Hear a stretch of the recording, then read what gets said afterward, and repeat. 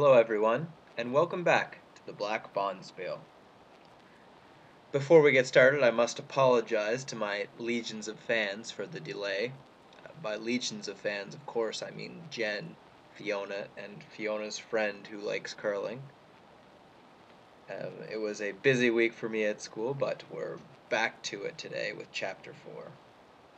Just to get you caught up before we dive right in, Chapter 3 ended with probably the most critical element to this Faustian story.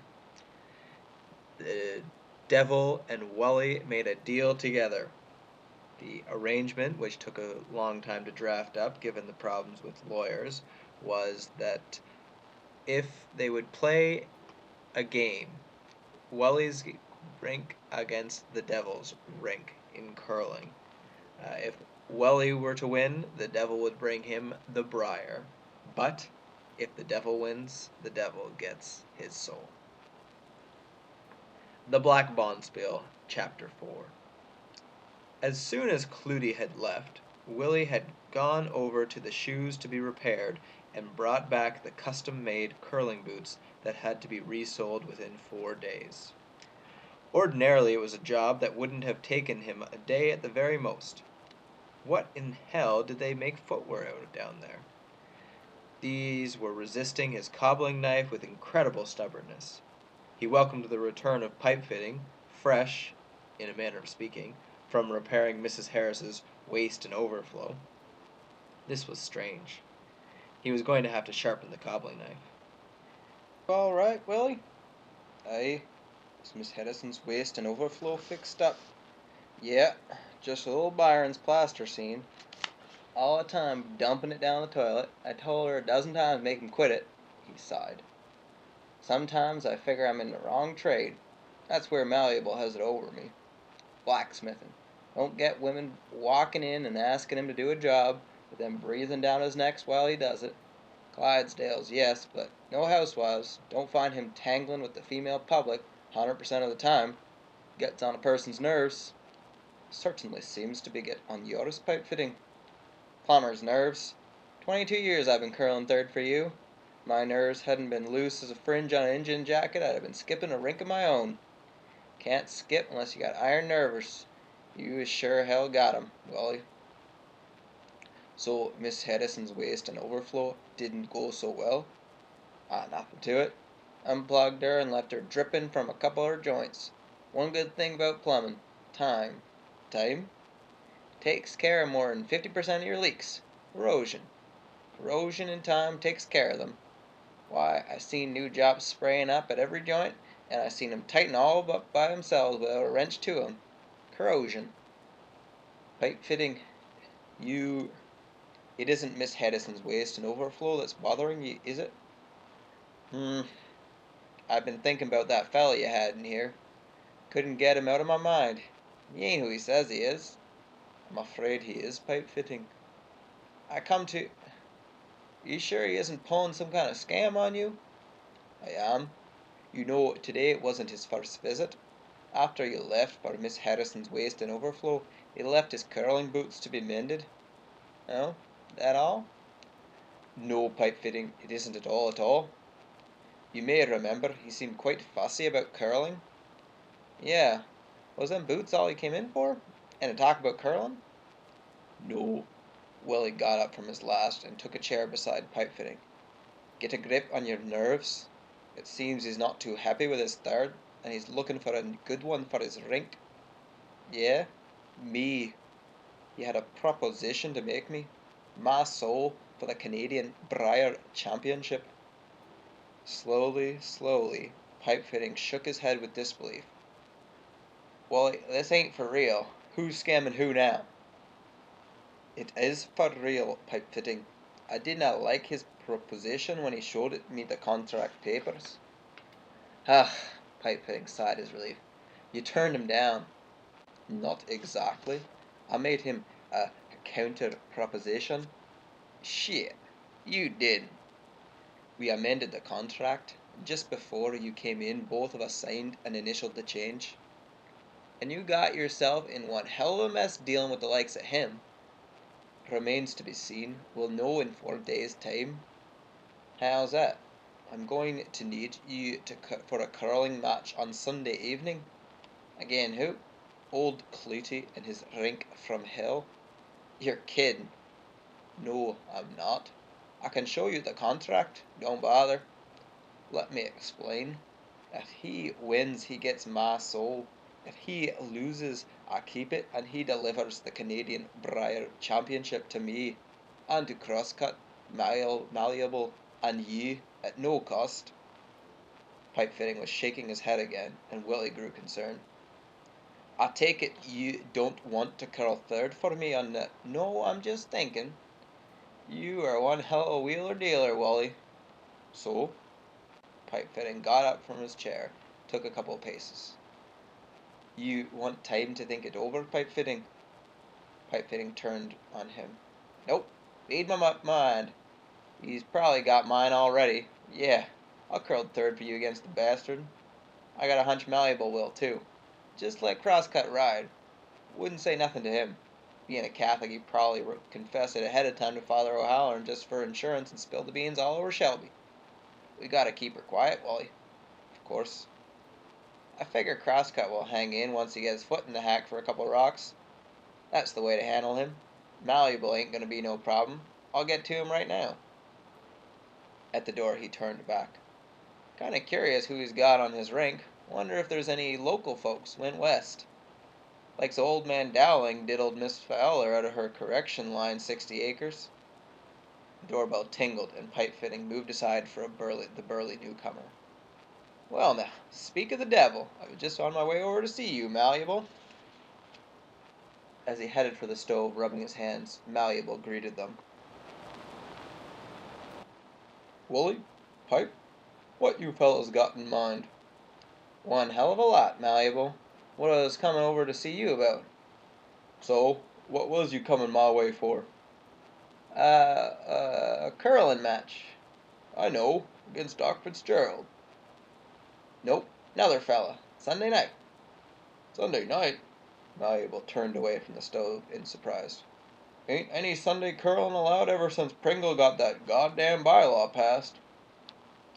This ain't your general run of curling matches. It's one that Willie set up.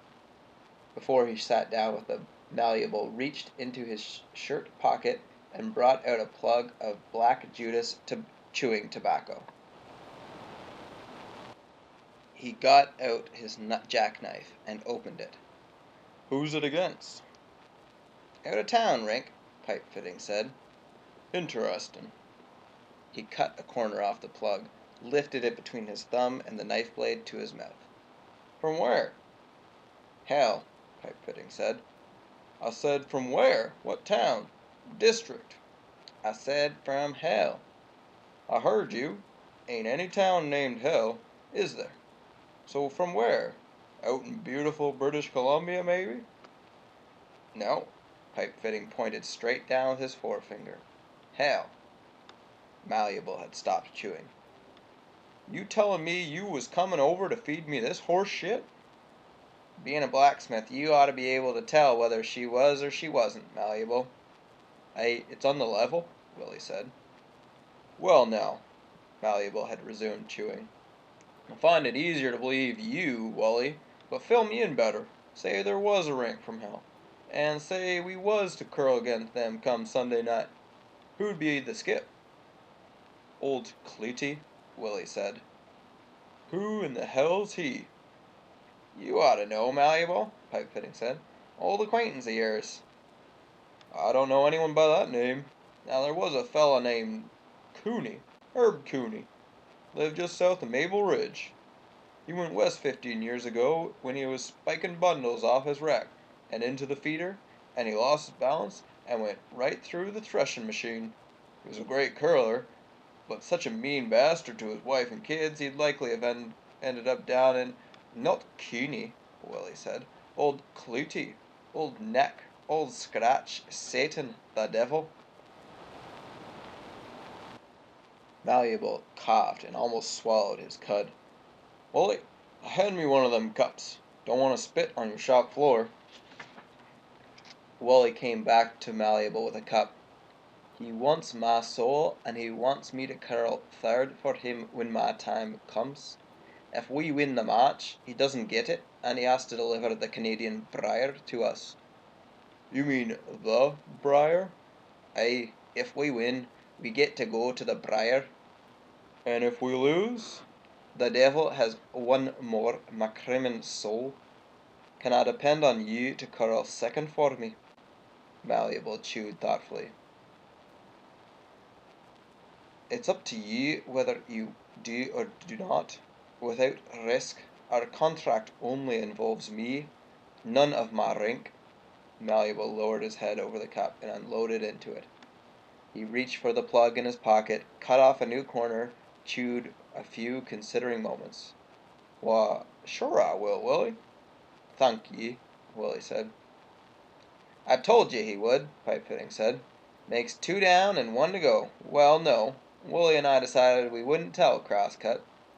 No way, Malleable said. Might get to father a hollerin' or worse to his wife. You going to replace him? Can't, Willie said. We've got to go with him. Uh-huh.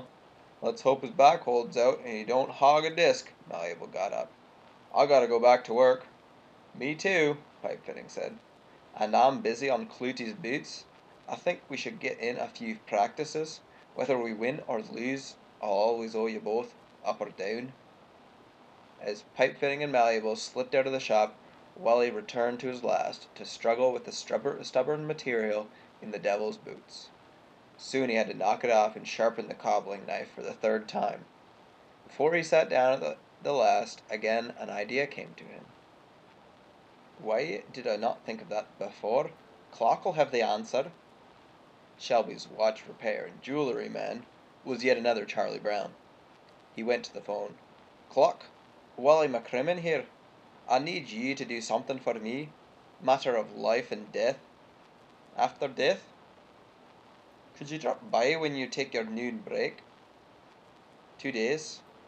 Can't you make it tomorrow? Please, Clock. Ah, thanks. He hung up. Back at his last, he leaned back inside. Stand fast, Craig Alachi, and curl to beat hell.